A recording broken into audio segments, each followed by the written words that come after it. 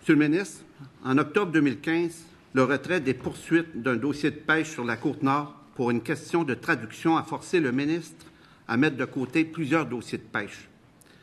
L'avocat d'un client aurait invoqué le fait que son client ne parlait qu'anglais et sa langue maternelle et que l'ordonnance de pêche n'était disponible qu'en français seulement. En réaction, le DPCP se serait retiré du dossier en ne présentant plus de preuves et aurait retiré tous les dossiers de pêche rendus à la Cour par prévention en raison de l'ordonnance non traduite.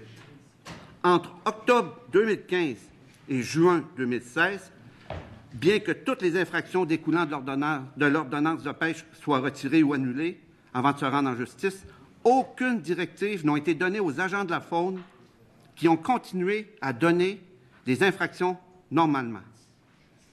En juin 2016, l'ordonnance a été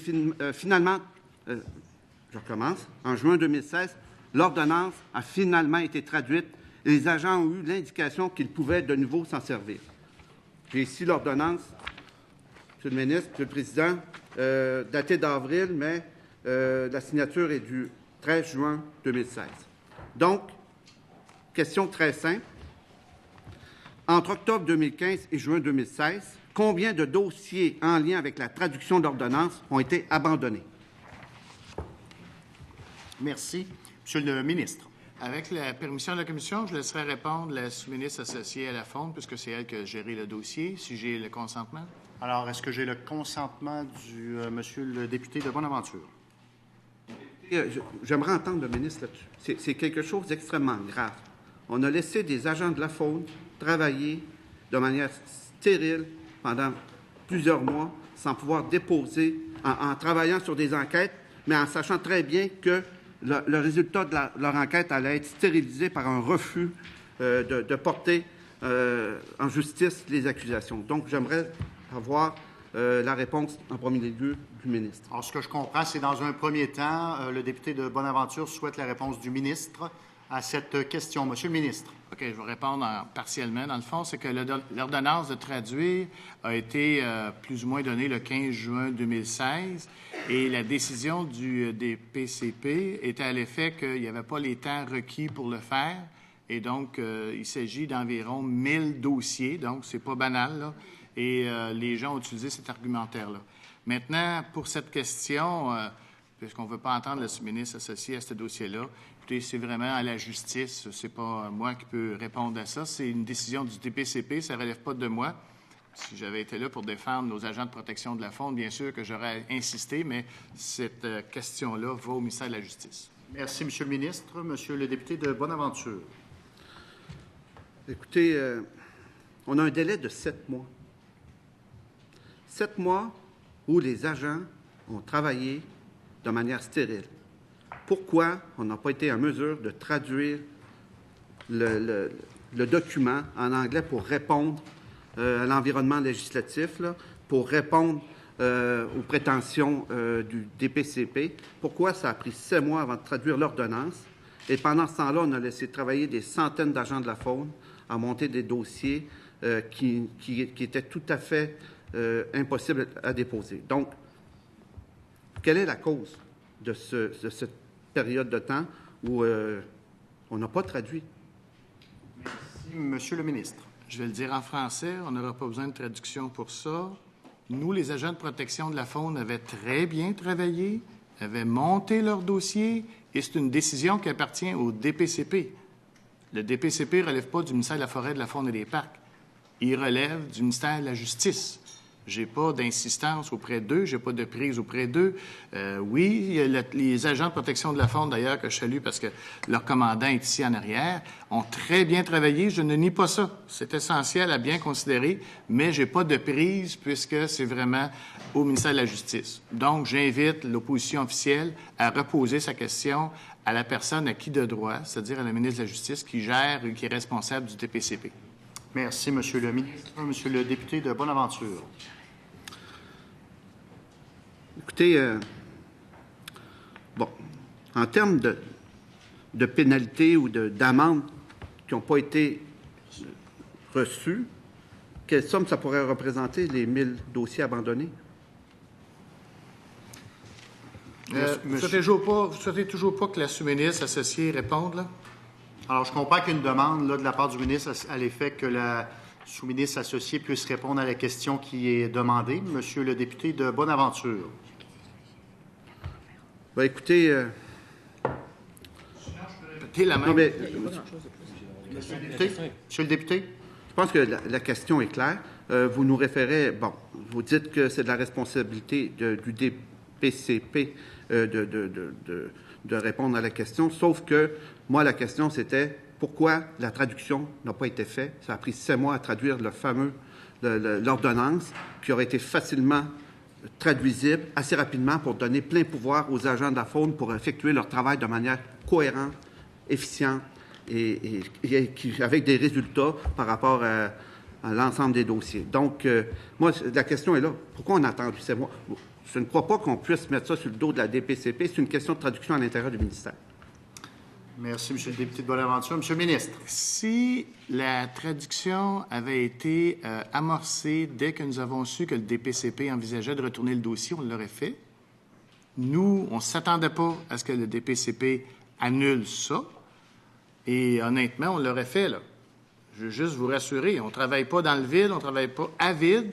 Le travail des agents de protection de la faune répartis sur l'ensemble du territoire avait les choses bien en main. Maintenant, c'est quelque chose hors de notre contrôle. Le DPCP ne relève pas du ministère de la Forêt.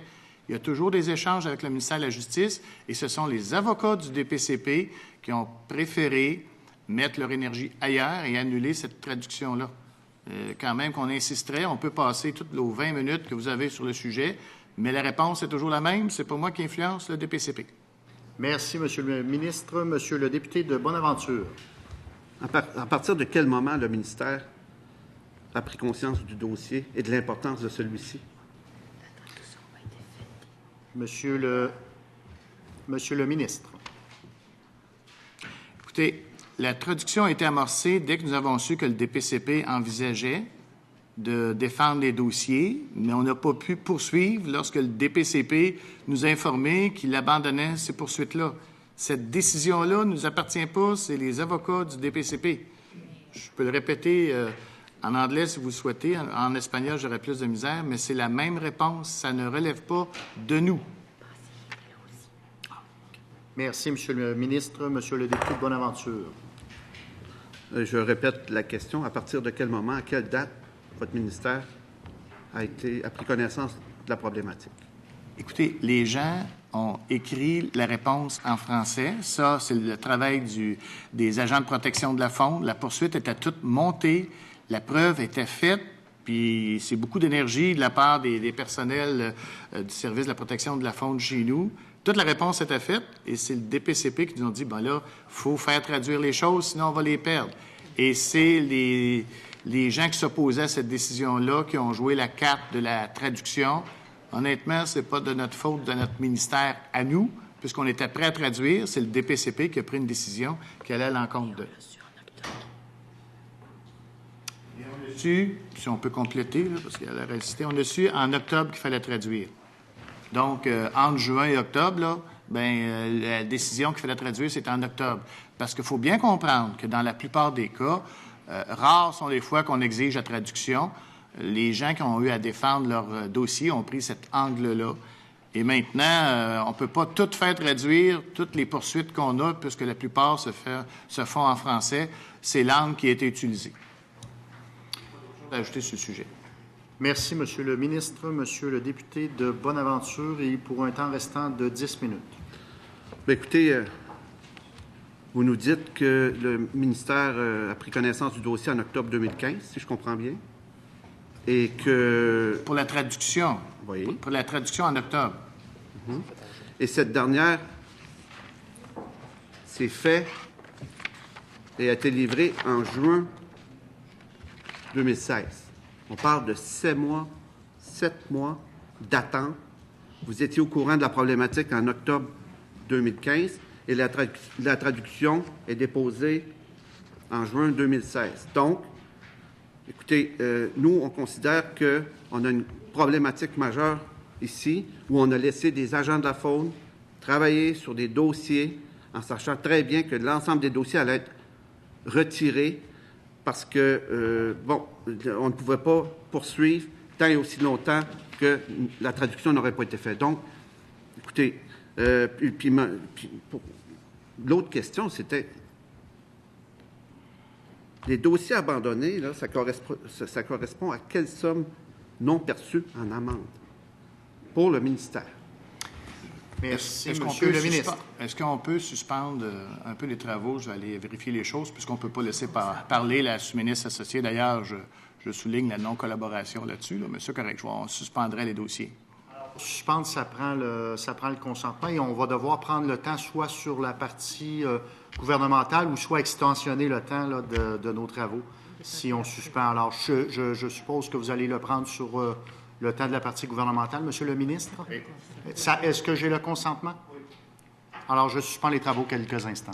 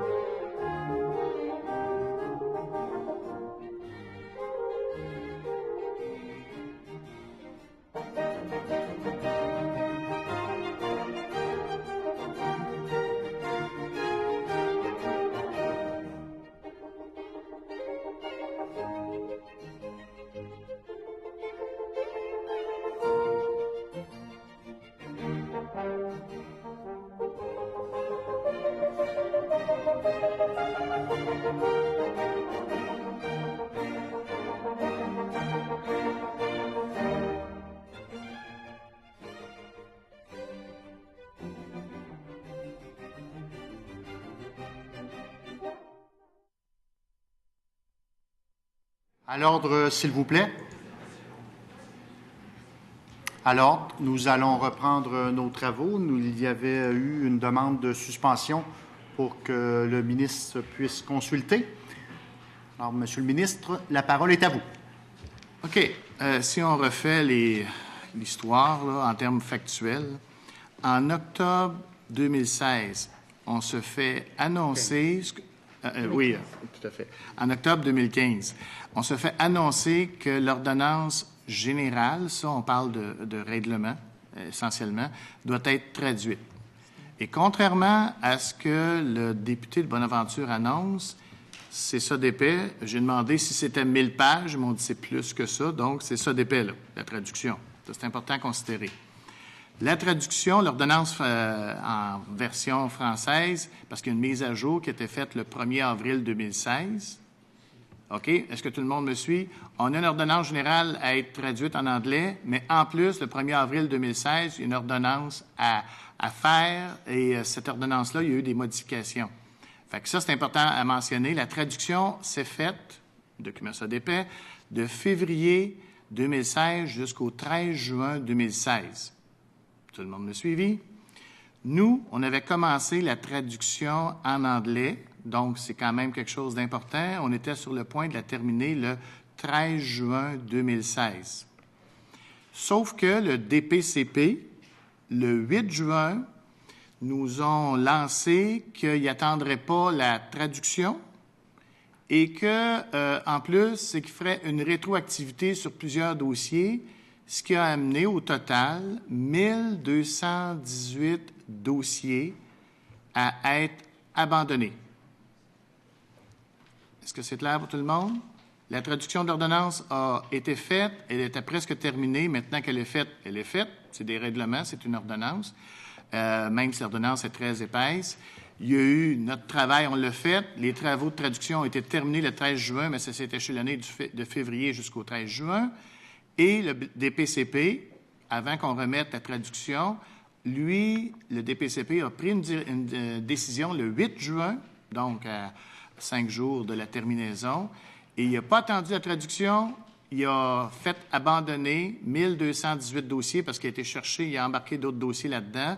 Et concernant la question du député de Bonaventure, c'est qu'il est impossible de connaître la valeur de ça, puisque la raison est simple, c'est que ça prend, quand il y a des poursuites, c'est toujours le juge qui va trancher en disant que ça vaut tant ou tant, etc., selon la poursuite. Et là, il accepte des choses, il en retranche, etc. C'est jamais si simple que ça. Et les valeurs de ces poursuites-là, ben, c'est toujours le juge qui détermine la chose lorsque la poursuite est terminée. Donc, d'estimer une valeur, c'est pas si simple que ça. C'est l'information que j'ai dans l'état actuel des choses. Merci, Monsieur le ministre. Monsieur le député de Bonaventure. Merci, Monsieur le Président. Donc, selon nos informations, le document a 586 pages. Donc, est-ce que c'est un délai raisonnable pour traduire un document de cette ampleur-là? Ça reste à voir. J'aurais une question pour Monsieur le ministre. Allez-y. Est-ce que les individus qui ont reçu des infractions et dont les dossiers ont été abandonnés ont été en mesure de récupérer ce qu'on leur a enlevé? Saisie de canne à pêche, saisie de leurs équipements, parce que... Merci, Monsieur le député de Bonaventure. Monsieur le ministre.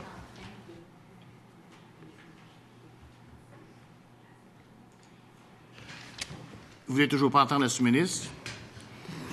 Bonaventure, il y a une demande là, de la part du ministre. Bon. Alors, vous souhaitez faire entendre Madame la sous-ministre?